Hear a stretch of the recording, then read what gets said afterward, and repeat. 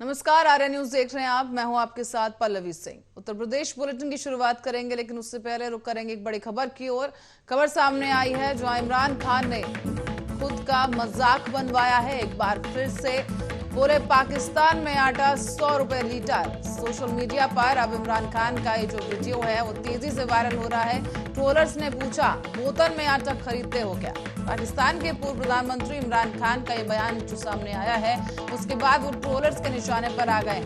बता दें आपको कि पूर्व पाकिस्तान के प्रधानमंत्री इमरान खान ने दावा किया है कि देश में आटा 100 रुपए लीटर पहुंच गया है। इमरान खान के इस बयान के बाद अब सोशल मीडिया पर उन्हें खूब ट्रोल किया जा रहा है। आमतौर पर आटे का वजन किलोग्राम में किया जाता है, लेकिन इमरान खान ने इसे लीटर में बताया, जिसकी वजह से वो ट्रोलर्स के निशाने पर आ गए हैं। दरअसल पाकिस्तान में महंगाई लगातार बढ़ रही है और महंगाई को लेकर दे रहे एक भाषण के दौरान इमरान खान ने कहा है कि आम आदमी को जब से सबसे ज्यादा तकलीफ हो रही है वो है आटा। आटा दोगुना हो गया है उसका रेट, और हमारे दौर में 1 किलो आटा 50 रुपए था और आज वो कराची में 100 रुपए लीटर से ऊपर चला गया है।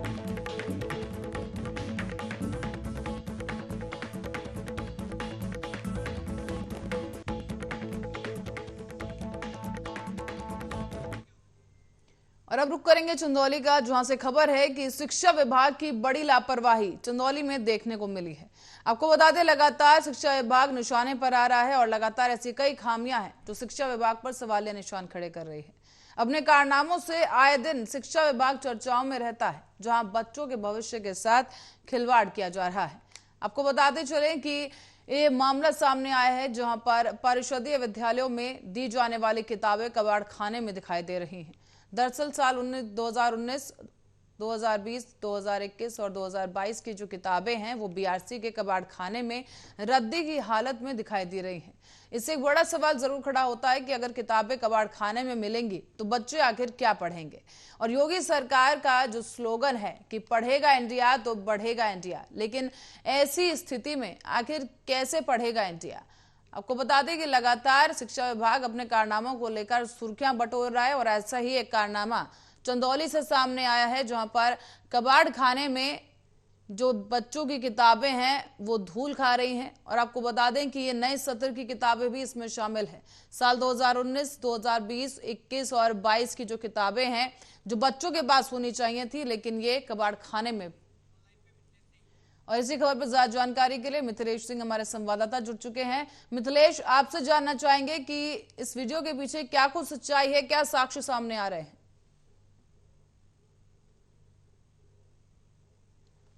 मिथिलेश। सुर्खियों में बना रहता है और चंदौली में तो शिक्षा का स्तर जो है कि बेहद गिरता जा रहा है, दिन पे दिन गिरता जा रहा है। और ताजा मामला साहबगंज बीआरसी केंद्र का है, जहां परिषदीय विद्यालयों में दी जाने वाली किताबें जो दी जाती है, सरकार की तरफ से किताबें बांटी जाती है, उस कबाड़ खाने में किताबें रखी गई हैं। 2019 से लेके 2022 तक की किताबें वहां पे रखी गई है और जो भी किताबें नहीं दी गई, एग्जाम बच्चों के है और बच्चे अगर पढ़ेंगे नहीं, किताबें नहीं रहेंगी तो पढ़ेंगे कैसे? और वही इस ऐसे कमरे में रखा गया है जहाँ खिड़कियां टूटी हुई हैं, किताबों में दीमक लग गए हैं, आधे से ज्यादा किताब चौपट हो गई है और छत टपक रहा है, छत का पानी जो है कि किताबों पे गिर रहा है, किताब जो है कि बिल्कुल सड़ने की स्थिति में आ गई है। और एक बात मैं और कहना चाहूंगा आपसे कि जिस महापुरुष ने देश का संविधान बनाया, हमारे बाबा साहब भीमराव अम्बेडकर जी की फोटो उसमें लगी है। क्या बीआरसी कर्मी उसमें नहीं जाते, उनकी निगाह नहीं पड़ती उस फोटो पे? वर्षों से धूल जमी हुई है उस फोटो पर, उस फोटो पे लोहे की राड रखी गई है। ये कितनी शर्मनाक बात है कि हमारे देश के ऐसे महापुरुष जिन्होंने हम लोगों को जीने का अधिकार दिया, बोलने का अधिकार दिया, मौलिक अधिकार दिया, उनके बनाए संविधान से हम लोग आज तक चल रहे हैं। उस संविधान निर्माता की इतनी बड़ी दुर्दशा उस कमरे में हो रही है। जी चलिए मिथिलेश, आप जानना चाहेंगे जिन स्कूलों को ये किताबें दी जानी थी उनसे आपकी क्या कोई बात हो पाई है कि उनके पास ये किताबें पहुंची हैं या नहीं? दूसरा सवाल ये खड़ा होता है कि जो किताबें यहाँ पर ये रखी हुई हैं इतनी सारी मात्रा में, क्या ये एक्स्ट्रा किताबें हैं जो यहाँ पर पड़ी हुई हैं? और अगर नहीं बांटी गई बच्चों में तो ये किताबें आखिर क्यों यहाँ पर इस तरह से धूल फांक रही हैं? जी, आपको बता दूं कि जितनी भी किताबें आती है सरकार की तरफ से बीआरसी पे आती है, वो क्वांटिटी में आती है, न कम न ज्यादा। जितनी क्वांटिटी होती है उस हिसाब से आती है।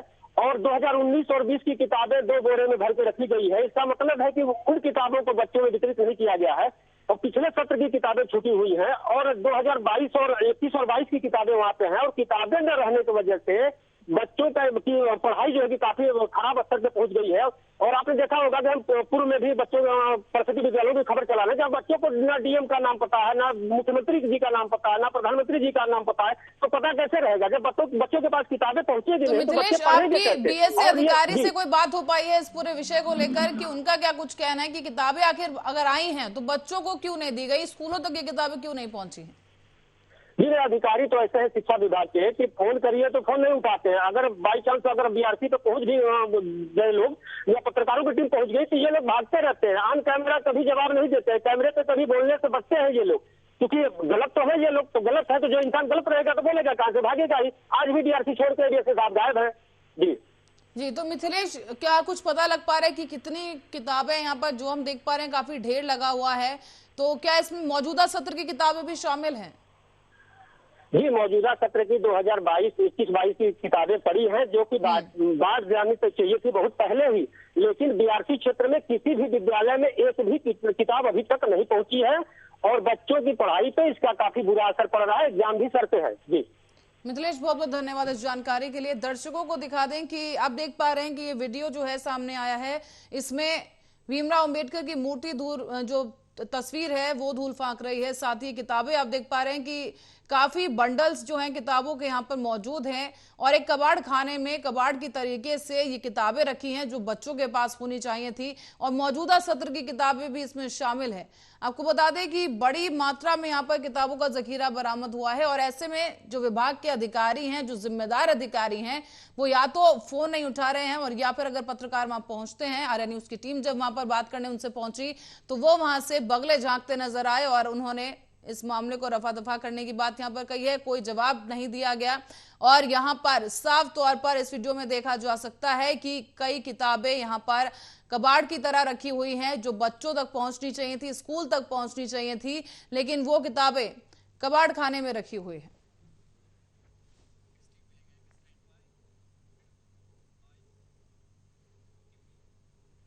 और योगी सरकार के द्वारा मदरसों की जांच के आदेश दिए जाने के बाद अब समाजवादी पार्टी के अलीगढ़ से 2 बार विधायक रहे हाजी जमीर उल्लाह खान ने खुलकर बयानबाजी की है। उन्होंने कहा कि मदरसे ईद पर कटने वाले बकरों की खाल या फिर 2.5% जकात से चल रहे हैं।